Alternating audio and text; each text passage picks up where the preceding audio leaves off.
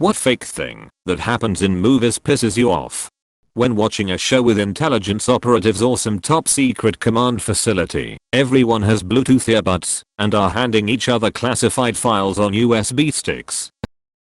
In reality, bringing wireless devices and portable media like that into a top secret classified facility would be punishable by up to 5 years in prison.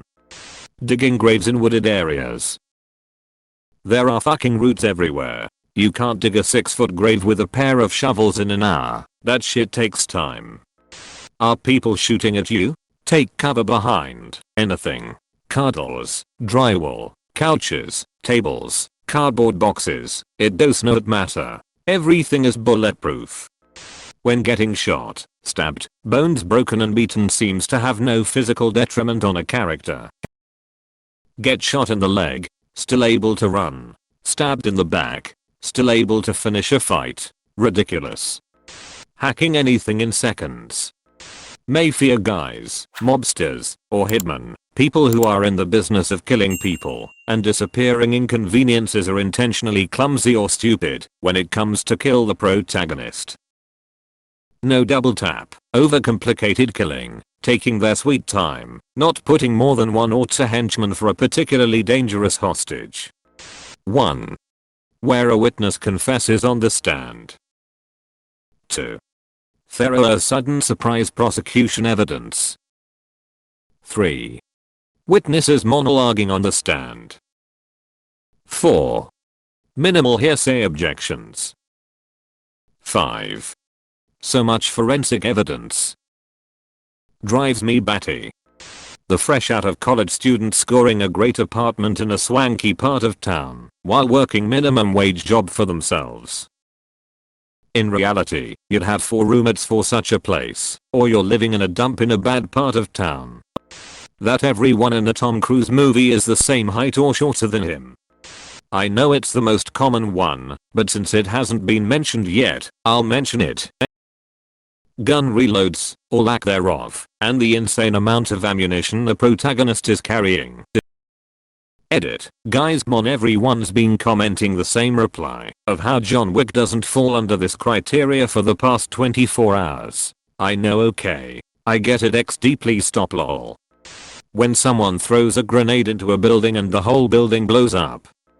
After a hit to the head, or being knocked unconscious, people are fine after a minute. Concussions do not seem to exist in movies. Shooting the monitor as a way of stopping the computer. People sneaking around inside air ducts. Don't get me wrong, in big buildings you absolutely can walk around in there. I've done it a lot, but 1. They're dirty as sin, not gleaming metal. 2. There are screws poking in there, and sharp edges everywhere. 3. There are lots of barriers to movement, fans, filters, humidifiers, dampers, and fire dampers. All of those would stop your progress. 4. It's not a quiet process. That metal bangs and clunks like crazy under your weight. Does not piss me off, but as a paraplegic, whenever someone in a movie is supposed to be disabled and they're using some shitty fold-up wheelchair that you would see in a hospital or Walmart. Anyone who lives in a wheelchair and has some minimal insurance or medical assistance would have a much better chair. I am currently sitting with about $4,000 under my ass. Paid about $500 after insurance. The only time someone would be using one of those shitty wheelchairs would be if they were recently injured or are temporarily injured. The member of the group that sacrifices themselves for no reason. Movie depictions of childbirth are often ridiculously wrong. They make it look so easy, quick, and clean. This is not the case. Whenever some idiot is running on foot while being chased by a car that's trying to run them down, they without fail always run straight down the middle of the street when all they have to do is simply run off to the side where there's trees and lampposts and plenty of other shit to block them from getting hit. In that case, I always root for whoever's driving. Fire, lava, etc. has no heat. People can be suspended over a volcano, or in the case of The Hobbit, surf on molten metal and no one gets so much as a blister. Homes are always spotless and ridiculously large. or the incorrect, blatantly incorrect physics. Every time a car drives off / stops there is a sound of tires screeching, even if on a dirt road. Bad science talk in general.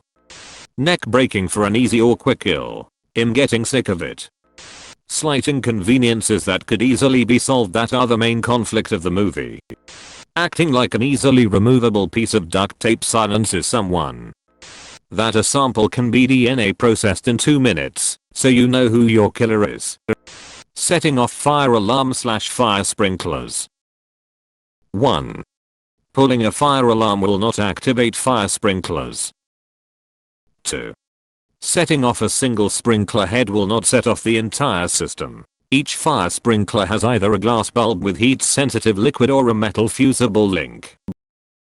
You need to essentially break the bulk / link on each individual sprinkler to allow the water to flow. 3.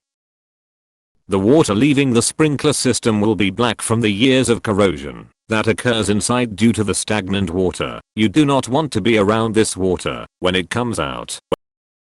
I design these systems. I know how this shit works.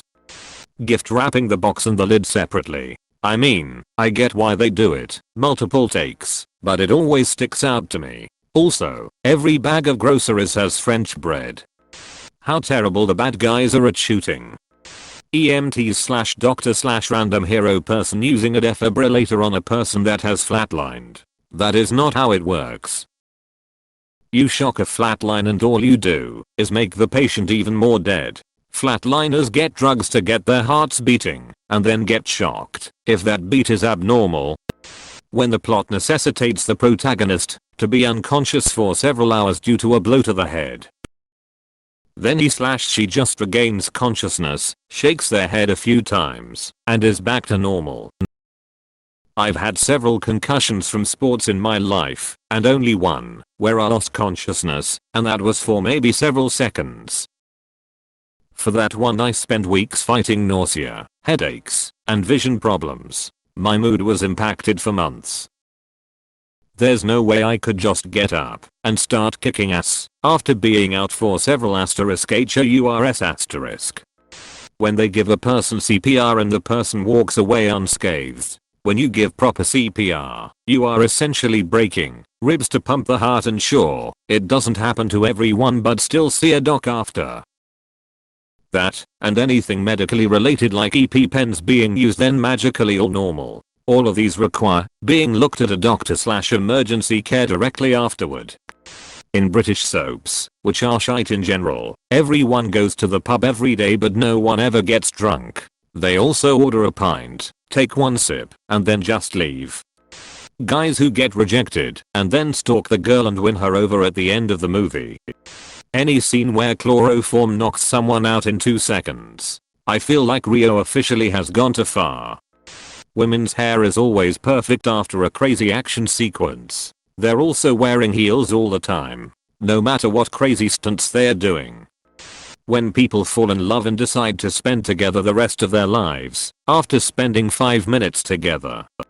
Let me kill all the bad guys to prove my innocence. Hackers in movies.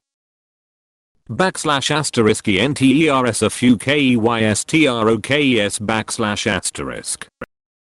Asterisk I'm in. Asterisk.